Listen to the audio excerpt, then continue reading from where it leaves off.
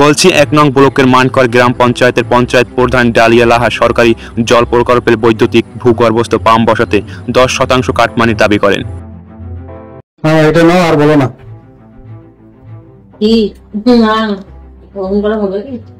দেখো কত আছে, দেখো তুমি ৫,০০০ দিয়েছি। ওটা নয় তো, এই তোর ফার্মাসেলের যে 10% হচ্ছে সেই 10% করতে বুঝতে না। অত খুঁজলে হয় দিদি? আমাদের থাকবে কত টাকা বলো? আমি আবার যে জায়গায় কাজ নিয়েছি সেই জায়গায় কত কিছু এক্সট্রা কাজ করেছে। আমার কত, আমারও তো 20% লেস আছে বলো। দেখো তুমি কত আছে। 20% লেস একজনের দিচ্ছে। আগের বারটা কিছু বুঝালি না। আগের বারটা কিছু আমাদের নিজেদেরই হয় না, তো তোমাকে আর কি বলবো। 1.5 লাখ টাকা, 1,60,000 টাকা কাজে 1.5 লাখ টাকা খরচ হয়েছে। কতটা এক্সট্রা কাজ করেছি তুমি জিজ্ঞেস করো না? তোমার অফিসের লোক তো গিয়েছিল চেক করতে। কতটা এক্সট্রা কাজ করা হয়েছে বলো তো? 1.5 লাখ টাকার কাজ করেও কতজন দিবে?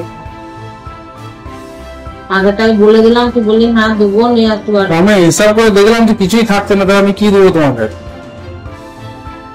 তো 5 দিচ্ছি তো, আবার কত লাগবে? দাঁড়াবো যা কাজ হয়। কত টাকা কাজ বল? 2,49,000 টাকা।